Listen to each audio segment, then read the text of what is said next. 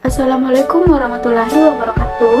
Perkenalkan, nama saya Surmaria Aryani dengan NIM 2102075010004. Nah, di sini pada mata pelajaran agribisnis tanaman buah, saya akan menjelaskan KD 3.8 mengenai menganalisis pengendalian gulma tanaman buah.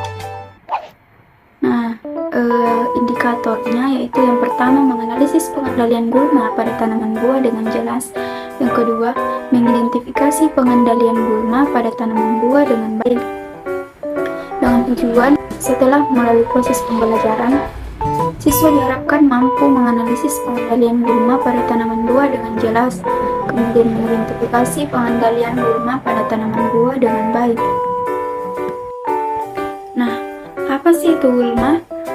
Gulma merupakan tumbuh-tumbuhan yang tumbuh pada tempat yang tidak diinginkan sehingga menimbulkan kerugian bagi kehidupan manusia. Kerugian yang ditimbulkan antara lain seperti pengaruh persaingan atau kompetisi, mengurangi ketersediaan unsur hara tanaman, mendorong efek alelopati. Zat alelopati adalah zat yang bersifat racun bagi tanaman. Nah, pengendalian gulma tanaman buah.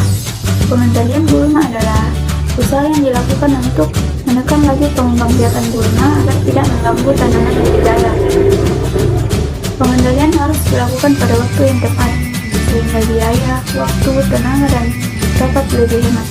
Waktu yang tepat untuk pengendalian gulma adalah periode kritis tanaman, yaitu periode di mana tanaman sangat dekat terhadap faktor lingkungan.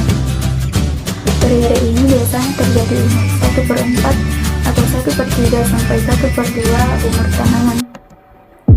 Nah, adapun teknik pengendalian gulma, terdapat beberapa teknik pengendalian gulma yang dapat diterapkan petani melalui usaha pencegahan, pengendalian secara fisik atau mekanis, pengendalian secara kimia, serta pengendalian secara biologi.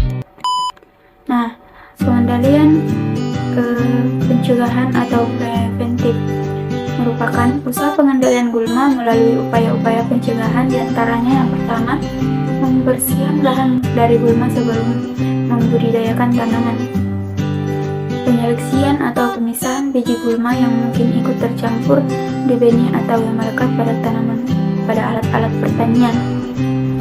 Yang ketiga, menggunakan pupuk kandang yang sudah matang guna mencegah kontaminasi biji gulma. Yang keempat, pencegahan pengangkutan tanaman, tanah maupun benda yang memberikan potensi pengendalian biji gulma maupun gulma ke lahan budidaya.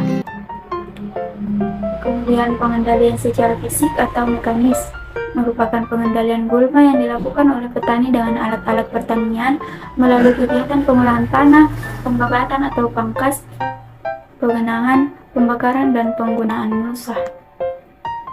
Kemudian pengendalian secara kimiawi. Pengendalian gulma secara kimiawi dengan menggunakan herbisida. Cara ini efektif dilakukan karena dapat menghemat waktu dan tenaga, maupun penggunaan herbisida secara terus-menerus pada lahan pertanian berdampak merugikan seperti terjadinya pergeseran gulma dominan, resistensi beberapa jenis gulma, gangguan kesehatan pemakai, serta keracunan pada tanaman dan hewan peliharaan. Kemudian pengendalian secara biologi. Pengendalian gulma dengan cara biologi dapat dilakukan karena setiap spesies gulma mempunyai musuh alami. Pengendalian gulma dilakukan dengan menekan populasi gulma dengan musuh alami seperti insekta, fungi, ternak, ikan, dan sebagainya, sehingga keberadaan gulma sudah tidak lagi merugikan. Apabila keadaan ini dapat dipertahankan, usaha pengendalian lain tidak diperlukan lagi.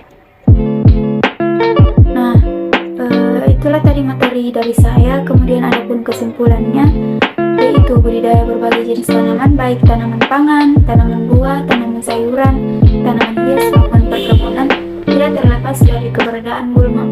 Gulma adalah tumbuhan yang tumbuh di sekitar tanaman budidaya yang pertumbuhannya tidak dikehendaki dan umumnya merugikan karena dapat menghambat pertumbuhan, mengakibatkan penurunan kualitas dan kuantitas produksi, dan dapat menjadi sarang hama dan penyakit. Gulma harus segera ditanggulangi pertumbuhannya agar tidak berkembang pesat. Sekian dari saya. Wassalamualaikum warahmatullahi wabarakatuh.